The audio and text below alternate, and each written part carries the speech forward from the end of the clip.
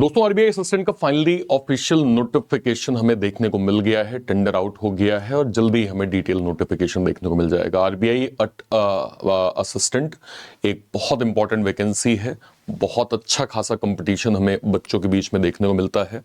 Even आपका यहाँ पे कंपटीशन ना केवल स्टूडेंट्स है जो ऑलरेडी बैंक में पीओ क्लर्क हैं, उनसे भी आपका कंपटीशन होने वाला है, इसलिए बहुत सारी चीजों को आपको अभी जानना जरूरी है। अगर आप चैनल पे नए हैं, इस वीडियो को पहली बार देख रहे हैं, मेक श्योर करें चैनल को आप लोग सब्सक्राइब जरूर कर लीजिए। यहाँ पे ना केवल इंपॉर्टेंट इंफॉर्मेशन, प्री से मेंस तक का कंप्लीट आरबीआई असिस्टेंट का कंटेंट वन स्टॉप सॉल्यूशन में दिया जाता है। मेक श्योर करें चैनल को सब्सक्राइब आप लोग जरूर कर लीजिए। आरबीआई असिस्टेंट में बेसिकली जो एक कंपटीशन लेवल होता है, इसका कारण एक ये भी होता है कि पेपर का ओवरऑल पैटर्न आसान होता है। जैसे अगर मैं थोड़ा सा आरबीआई को जो है वो आपको इन डेप्थ करूं, बेसिक आपकी डिग्री ग्रेजुएशन लेवल पे होनी चाहिए, एक्स सर्विसमैन कैटेगरी में मैट्रिकुलेशन जो है वो आप जो है वो पास्ड होने चाहिए और एटलीस्ट 15 इयर्स ऑफ सर्विस होनी चाहिए। एलपीटी लैंग्वेज प्रोफिशिएंसी टेस्ट यहाँ पे आपसे बोलता है, जहां पे आपसे बोलते लिखते और समझते जो है वो लैंग्वेज आनी चाहिए, ये एक रिक्वायरमेंट आपकी होती है। ठीक है, इसके बाद अगर हम बात करें नेक्स्ट जो आपकी एज लिमिट होती है 20 से 28 साल होती है। इसमें भी कुछ अलग अलग जो है वो रिलैक्सेशन दिए जाते हैं, जिसमें एससी एसटी 5 साल, ओबीसी 3 साल, ex serviceman category up to the age of 40, ठीक है, सॉरी 50, इतना आपको मिलता है। फॉर्म फीस जो है वो जनरल ओबीसी की 450 रुपए, SC ST PWD x serviceman category की 50 रुपए यहाँ पे फॉर्म फीस होती है। ठीक है सर, ओके। इसके बाद अगर हम बात करें नेक्स्ट की, तो जो पेपर का ओवरऑल जो पैटर्न होता है, अगर मैं थोड़ा सा आपको दिखा पाऊं तो ये सैलरी के नंबर्स हो गए। चूंकि आरबीआई के अलग अलग जोन होते हैं, उसके अकॉर्डिंग जो सैलरी के नंबर्स हैं नियर अराउंड, अगर मैं ग्रॉस की बात करूं, लगभग 60 के करीब जो है वो आपको देखने को मिल जाता है। ठीक है सर, ओके। नेक्स्ट पे आते हैं। प्री होता है, मेंस होता है और फिर लैंग्वेज प्रोफिशिएंसी टेस्ट यानी एलपीटी का एग्जाम आपको यहां पे जो है वो देखने को प्रॉपर मिल जाता है। ठीक है, ओके। नेक्स्ट पे आइए, जिसमें प्री में आपके पूरा बैंकिंग सिलेबस है, 35 मैथ रीजनिंग, 30 आपका इंग्लिश और 30 मार्क्स, 35 मार्क्स, 100 क्वेश्चन, 100 मार्क्स होते हैं और लगभग आपको 1 घंटे का समय दिया जाता है। मेंस की बात करें, इंग्लिश, क्वांट, रीजनिंग, जी और कंप्यूटर, टोटल 200 क्वेश्चन होते हैं, 200 मार्क्स होते हैं, 135 मिनट का आपको टोटल जो है वो समय यहां भी दिया जाता है।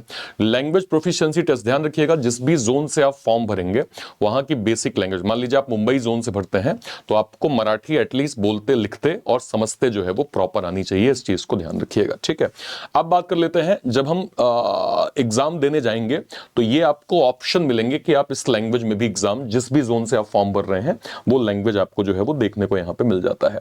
अब बात कर लेते हैं कट ऑफ की। देखिए यहां पे मैंने कट ऑफ का क्राइटेरिया दिया है, 2023 का कट ऑफ है।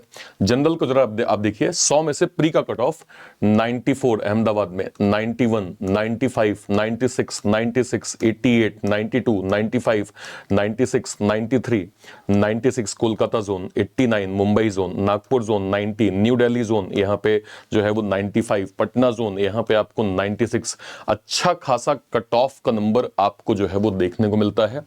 ये चीज हमेशा ध्यान रखिएगा कि आपको लेवल अप कंटेंट जो है वो आरबीआई असिस्टेंट के अंदर देखने को मिलेगा, क्योंकि पैटर्न ओवरऑल एक आसान फॉर्मेट, मतलब बेसिक कॉन्सेप्ट आपका क्लियर है, उसी के बेस में आपको जो है वो सवाल यहां पे देखने को मिलता है। ठीक है, ओके। अगर मैं 2022 की बात करूं तो जरा कट ऑफ के नंबर देखिए, 87, 89, 90, 87, 86, 90, 89, 85, 89, देन 90, देन 85, 87, 89, 89, देन यहाँ पे 86।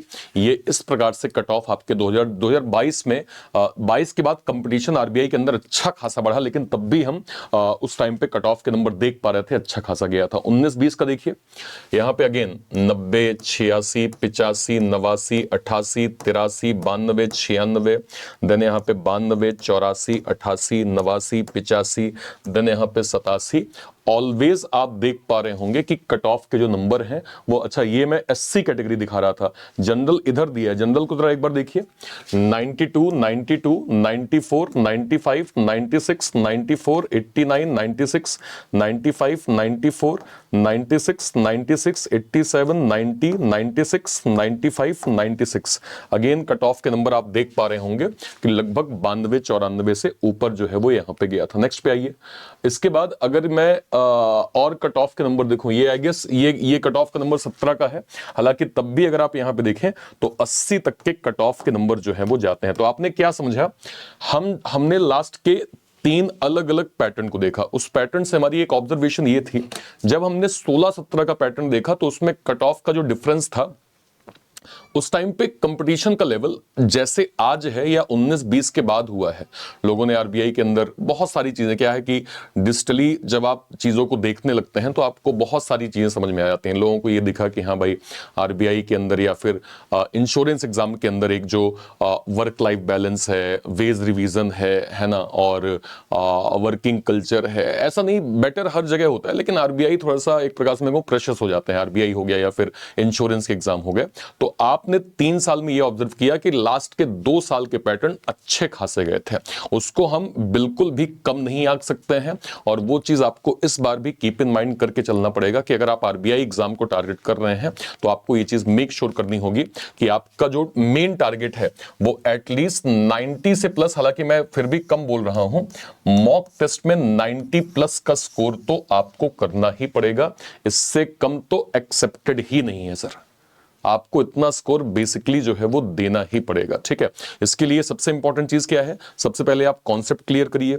कॉन्सेप्ट टॉपिक वाइज क्लियर करके मेन जो n नंबर ऑफ क्वेश्चंस की प्रैक्टिस होती है सेम टॉपिक के, उसको आप कवर करिए। जब आप ये कवर कर पाएंगे फिर क्या करेंगे, फिर आपको मॉक टेस्ट देना है, सेक्शनल मॉक देना है, अपने लेवल को अप करते जाना है, ताकि एट द एंड आपको जो है वो कंपटीशन एज मिल सके।